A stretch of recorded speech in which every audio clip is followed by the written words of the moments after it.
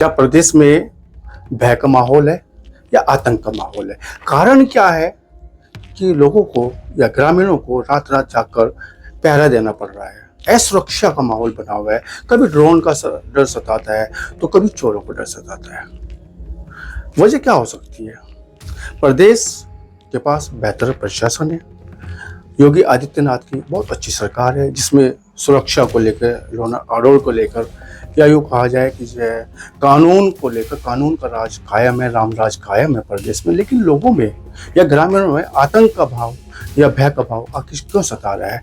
ग्रामीण आखिर गांव में रात रात जाकर पहरा क्यों दे रहे हैं?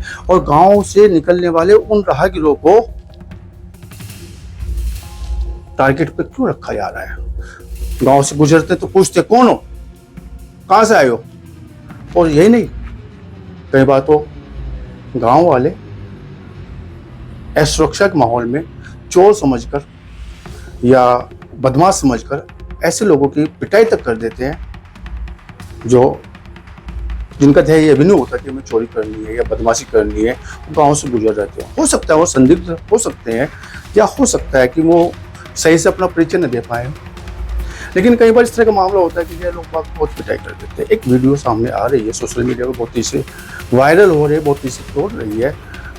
घटना सहारनपुर जनपद के किसी गांव की है और उसमें कोई व्यक्ति रात को गांव से गुजर रहा था तो गांव वालों ने उसे चोर समझा, बदमाश समझा और भय और आतंक के माहौल में उस व्यक्ति की न केवल पिटाई की, अमानवीय तरीके से खंबे से बाहर खंबा विद्युत पोल से बांधकर उसकी पिटाई कर दी। पिटाई करने वाला व्यक्ति भी सामने दिखाई दे रहा है। हालांकि जानकारी मिली है कि प्रशासन के द्वारा या पुलिस प्रशासन के द्वारा उस व्यक्ति पर, पिटाई करने वाले व्यक्ति पर मुकदमा कायम कर दिया गया है। लेकिन सवाल उठता है कि क्या प्रदेश में भय का माहौल है? कभी ड्रोन का डर सताता है तो कभी चोरों का डर सताता है। कारण क्या है? बरसात के दिन चल रहे हैं, इसमें अक्सर देखा जाता है कि जैसे ऐसे बरसात के दिनों में भय का माहौल अक्सर सामने पैदा हो जाता है या ऐसा माहौल बन जाता है। लेकिन जिस तरह के जो है सामने वाक्य आ रहे हैं कि गांव-गांव में पहरे लगे हुए हैं, क्या अखिलेश यादव की सरकार में बनाई गई 100 नंबर जो पुलिस प्रशासन को समर्पित की गई थी, पूरे प्रदेश में वो गाड़ियां दी गई थी, हाल फिलहाल में उनको 112 के नाम से जाना जाता है, क्या वो सुरक्षा के माहौल को देने में कामयाब नहीं हो पा रही? क्या वो समय पर अपनी सर्विस नहीं दे पा रही? या पुलिस प्रशासन जो सुरक्षा का माहौल देना चाहिए ग्रामीणों को, ऐसे जब वो डर के माहौल में रहते हैं, आतंक के माहौल में रहते हैं, क्या वो माहौल नहीं मिल पा रहा? आखिर कारण क्या हो सकता है कि गाँव वाले, ग्रामीण जो है भय के साए में जी रहे हैं? अक्सर इन दिनों में देखा भी जाता है कि जैसे जंगलों में कई बार अफवाहें उठती है, देखा जाता है, सुनने में आता है कि जो बरसात के दिन होते हैं कि गांव में हिंसक पशु उतर गए हैं, जिनमें शेर भी हो सकता है, गुलदार भी हो सकता है, कोई और चीज़ होती है। लेकिन इस बार जो है वो चीज़ें सामने नहीं आ रही। इस बार जो आ रहा है वो चोरों को साया, आतंक का माहौल, चोरी से लोग भाग जाए, चोरी के डर से लोग भाग रात रात जाकर पहरा दे रहे हैं। वजह क्या हो सकती है? क्या इस वजह को सामने नहीं लाना चाहिए? गाँव में आतंक का माहौल आखिर कब तक रहेगा? क्यों जिंदा रहेगा? ये माहौल क्यों बना हुआ है?